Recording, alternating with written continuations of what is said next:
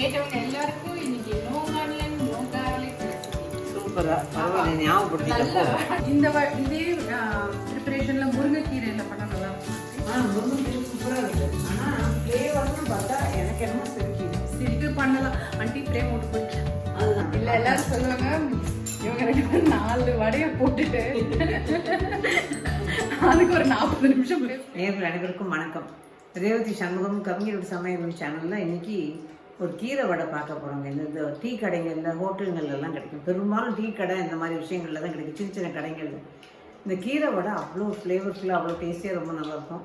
இது ஆக்சுவலாக சில நேரம் வெங்காயம் போட்டு சில வெங்காயம் போடாமல் எப்படி வேணால் பண்ணலாம். இன்றைக்கி நான் வந்து வெங்காயம்லாம் போட போகிறதில்ல. இஞ்சி பச்சை மிளகா கொஞ்சம் சீரகம் பெருங்காயம் இதுதான் போட்டு பண்ண போகிறேன். பச்சை மிளகா போட்டு நம்ம கலந்துட்டு பண்ணலாம். இது 2 கீரை என்னை பொறுத்த மட்டும் ஒரு 2-3 கீரை தான் இதுக்கு ரொம்ப நல்லாயிருக்கும். மற்ற கீரை எது வேணால் சேர்க்கலாம். ஆனால் அரைக்கீரை, சிறுகீரை, முருங்கைக்கீரை 3மே சூப்பர் ஃப்ளேவர் இருக்கும். குறிப்பாக அதில் இந்த சிறுகீரை நல்ல ஃப்ளேவர் இருக்கும். இன்றைக்கி ஒரு கட்டு சிறுகீரை எடுத்தேன், பாதியை மசித்தேன். பாதி இருக்கும்போது சரி இந்த கீரை வடையை பண்ணி போடலாமே அப்படின்னு. ஏன்னா ஈவினிங் டிஃபனுக்கும் ஆச்சுல்ல, நேரில் நீங்களும் பார்ப்பீங்க. இது தெரியாதவங்க தெரிஞ்சுக்கணும்னு பிரியப்படுவீங்களேங்கிறதுனால தான் இன்றைக்கி அதை ஷேர் பண்ணிக்கிறேன். இதுக்கு பார்த்தீங்கன்னா நான் வந்து ஒரு 3/4 கப்பு அளவுக்கு உளுந்து ஊற வச்சுருக்கேங்க. கூடவே 1/4 கப்பு அளவோட 1/4 கப்புங்கிற போது கொஞ்சம் குபிச்சு அளந்து கடலைப்பருப்பு இது 2 ஊற வச்சுருக்கேன். இதுக்கு ஒரு அரை கட்டு சிறுகீரை வச்சுருக்கேன். பக்கத்துலேயே பார்த்தீங்கன்னா இஞ்சி பச்சை மிளகா நறுக்கி வச்சுட்டேன்.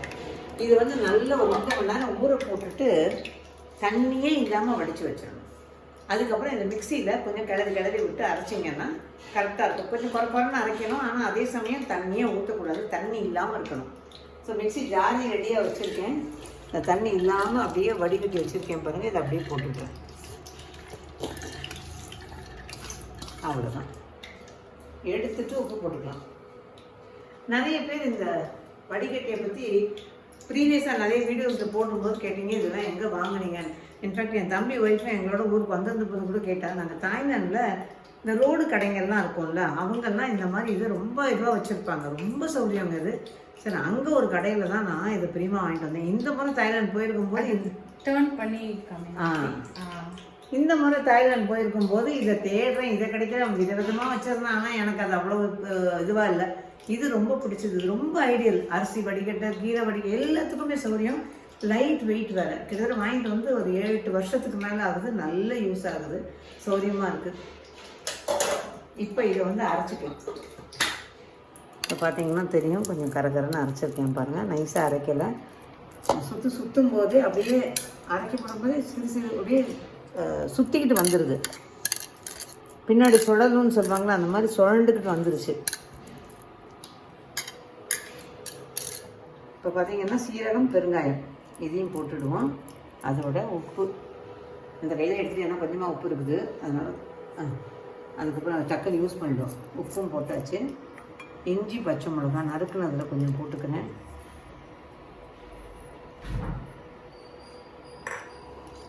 அதோட கீரை நல்லா அரை கட்டுக்கு இந்த அளவு போட்டிங்கன்னா நல்ல கீரை நிறைய இருந்தால் நல்லா இருக்கும்.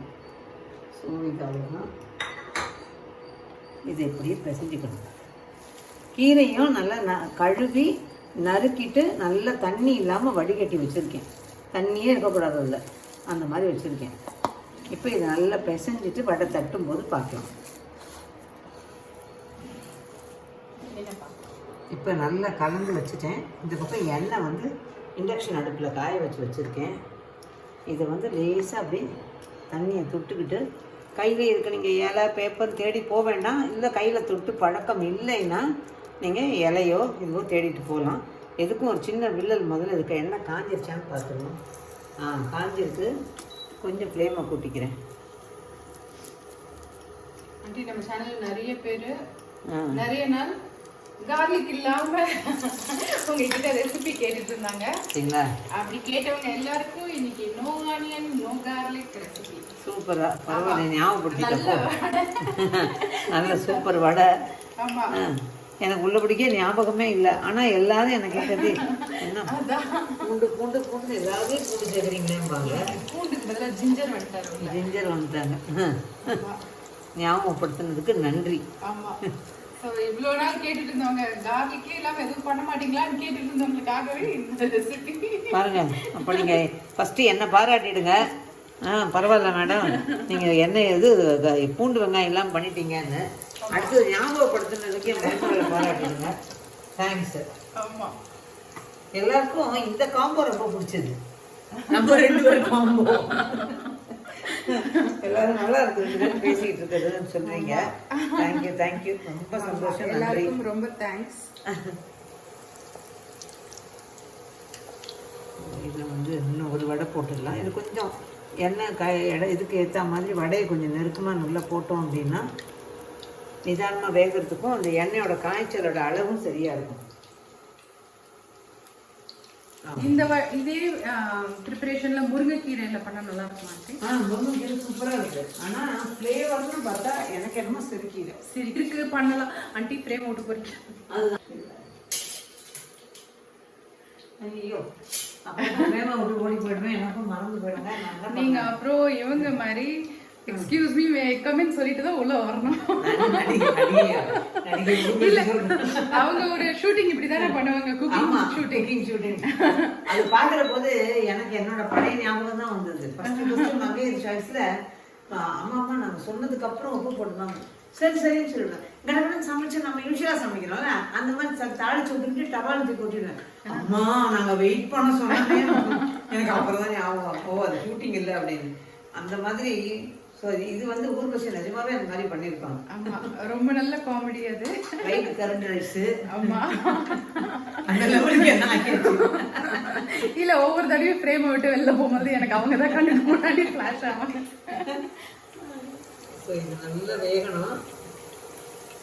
கொஞ்சம் நேரம் மாதிரி லேசா நிறம் மாதிரி வரும்போது எடுத்தோம்னா கரெக்டா இருக்கும். கலர் நல்லா கிரீனாவே இருக்கு. கிரீனாவே இருக்கு. நிறைய கீரை இருந்தால் ரொம்ப நல்லா இருக்கும்.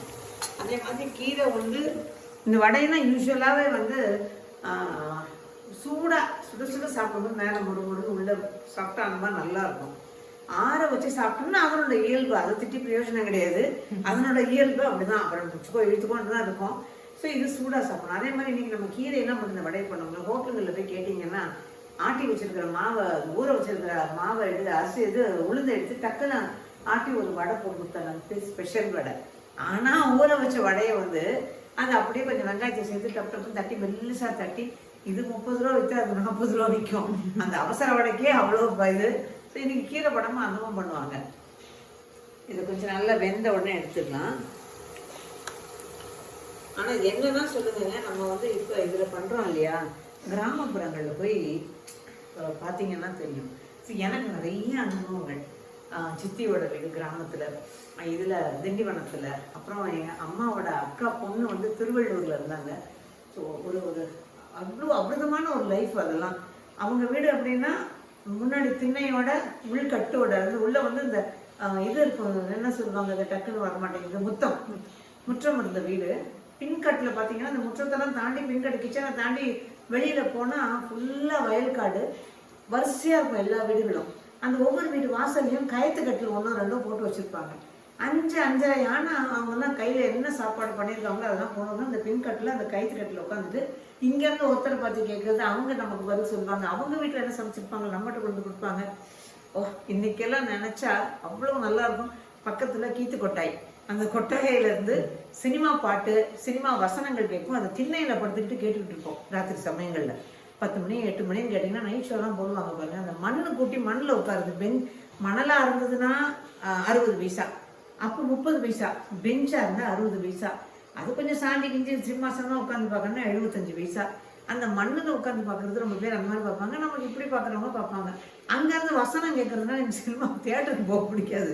இங்கேருந்து மாமா இங்கேருந்து வசனம் கேட்கலாம்னு சொல்லிட்டு அவ்வளோ வசனமும் கேட்டுக்கிட்டு இருக்கோம். அவ்வளோ ஒரு அமர்க்கலமான ஒரு சந்தோஷமான நாட்கள் அதெல்லாம் பின்கட்டில் இருந்தது. இன்னமும் அந்த வயக்காடையும் அந்த கயிற்று கட்டுன்னு நினைச்சா சூப்பர். இப்பவும் யாருக்காவது அந்த சான்ஸ் கிடைச்சுன்னா மிஸ் பண்ணாதீங்க. அப்புறம் லைஃப்ல வந்து மிஸ் பண்ற ஒரு விஷயமா இருக்கக்கூடாது, நல்லா என்ஜாய் பண்ற ஒரு விஷயமா இருக்கணும். போய் பாருங்க, நம்ம என்னதான் நகர வாழ்க்கைனாலும் அந்த கிராமத்து வாழ்க்கை தான். அங்கதான் இந்த வடையெல்லாம் பார்த்தீங்கன்னா சுட சுட போட்டு தருவாங்க. விறகடுப்பை வச்சு இந்த பாட்டிலாம் சுட சுட போட்டு தருவாங்க வடையெல்லாம். இப்படி என்ஜாய் பண்ணி சாப்பிட்றது. முருங்கைக்கீரை போய் கொல்லையில உடச்சுமா முருங்கைக்கீரையாம்பாங்க. அந்த கொல்லையில போய் உடச்சிக்கிட்டு வந்து அதை உருவி கொடுத்தா அதுக்கு ஒரு சாப்பாடு. இப்பெல்லாம் நீங்க இத சாப்பிட வைக்கணும் அப்படின்னா இதுல அயன் இருக்கு, இதுல புரோட்டீன் இருக்கு, இது வடைன்னு சொல்லக்கூடாது, இது அயன், இது புரோட்டீன் அப்படி சொன்னீங்கன்னா எல்லாரும் சாப்பிடுவாங்க. இந்தியன் டோனட்னு சொல்லலாம், அந்த மாதிரி அடேங்கப்பா அந்த பேர் மாத்திர வேலை இல்ல பேர் மாத்துறது இல்லைங்க. இப்போ ஒரு டிஷ் அந்த டிஷ்ஷை அப்ரிஷியேட் பண்ணி சாப்பிடுறத விட எல்லாருமே ஹெல்த் கான்ஷியஸ் ஆயிட்டாங்க. அதனால எல்லாத்துலயுமே ஹெல்த் கான்ஷியஸ் பெனிஃபிட்ஸ் தேடுறாங்க. இதுல அயன் இருக்குன்னு சொன்னா அப்ப சாப்பிடுவாங்க, புரோட்டீன் இருக்குன்னு சொன்னா. ஆனா இதெல்லாம் வச்சுதான் அந்த நாள்ல நமக்கு இதெல்லாம் பண்ணி காமிச்சிருக்காங்க. நம்ம இதுக்கு வந்து புதுசா அதை தேடி இது இருக்கு. அது பழைய சாதம் சூப்பர்ல, எவ்வளவு விஷயங்கள் அந்த பழைய சாதத்துல. அதான் லேசா நிறம் மாறுது, இன்னும் கொஞ்ச நேரத்துல அதை எடுத்துக்கலாம். ஆனா இந்த வேகிறதுக்கான நேரத்தை கொடுத்தா தான் இது நல்லா இருக்கும். இது ஃபயர்லனா ஸ்லோ மீடியம் ஃப்ளேம், மீடியம் ஃப்ளேம்ல. இப்போ இது கேஸ்ல வைக்கிறோம் அப்படின்னா ஹை ஃப்ளேம்ல வச்சு வடையெல்லாம் போட்டுட்டு மீடியம் ஃப்ளேம் ஆக்கிடணும். ஸ்லோ ஆகக்கூடாது, மீடியம் ஃப்ளேம் போட்டு அந்த எண்ணெய் எவ்வளவு கொள்ளுதோ அந்த அளவுக்கு போட்டு வச்சோம்னா தான் சூப்பரா இருக்கும்.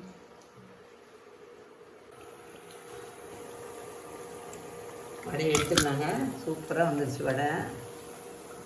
எப்போ பார்த்தா நாங்களே சமைச்சிட்டு நாங்களே சூப்பர் சூப்பர்னு சொல்லிடுவோம். இல்ல அதுக்கு தான் நான் இருக்கேன், வாய்ஸ் ஆஃப் எவரிவன்.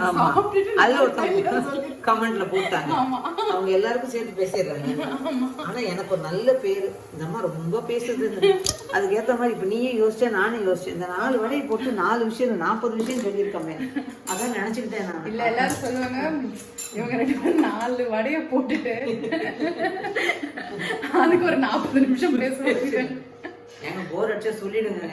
ஏன்னா நிறைய நான் அதான் சொல்லுவேன், நான் வேணும்னு பேசுறீங்க சில டிப்ஸ் தான், பட் இது டிப்பு கிடையாது, என் அனுபவத்தை தான் சொல்லியிருக்கேன். அதனால இது வந்து நான் எனக்கு எப்பவுமே ஜெயா டிவில கூட சொல்லுவேன், நான் ரொம்ப பேசுறேன்னு சொல்றாங்க, டியூரேஷன் சொல்லி 10 பேச சொல்லாதீங்க. இன்னைக்கு நானே பேசி கரெக்டா சொல்றேன். ஏன்னா 4 வடையை போட்டு 40 நிமிஷம் பேசிருக்கோம். நீங்களே பார்த்து சொல்லிருங்க எப்படி இருந்ததுன்னு. அதையாவது நான் தப்பிச்சுக்கிறேன். வடை நல்லா இருந்ததா இல்ல பேச்சு நல்லா இருந்ததா? ஆனா என்னோட சப்ஸ்கிரைபர்ஸ் எல்லாமே நான் அப்ரிஷியேட் பண்ணி தான் பேசுவீங்க. நீங்க ஆமான்னு சொல்லிடுங்க. நான் மட்டும் இல்ல நான் சொன்னேன், என் கௌரவம் போயிடக்கூடாது.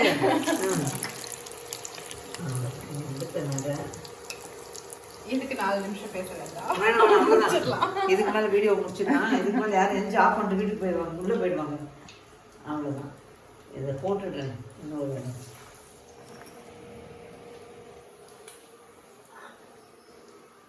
வடை ரெடி. பேசி பேசி வாயும் வலிச்சிருச்சு, அதனால நாங்கள் சுட சுட சாப்பிட போறோம். நீங்க போய் கடகடன் ஊற வச்சு இந்த மாதிரி செஞ்சு அது எப்படி இருந்தது சாப்பிடும்போது நீங்க சாப்பிட்டுட்டு சொல்லுங்க, நாங்க பேசுனதையும் சேர்த்து சொல்லிருங்க எப்படி இருந்ததுன்னு.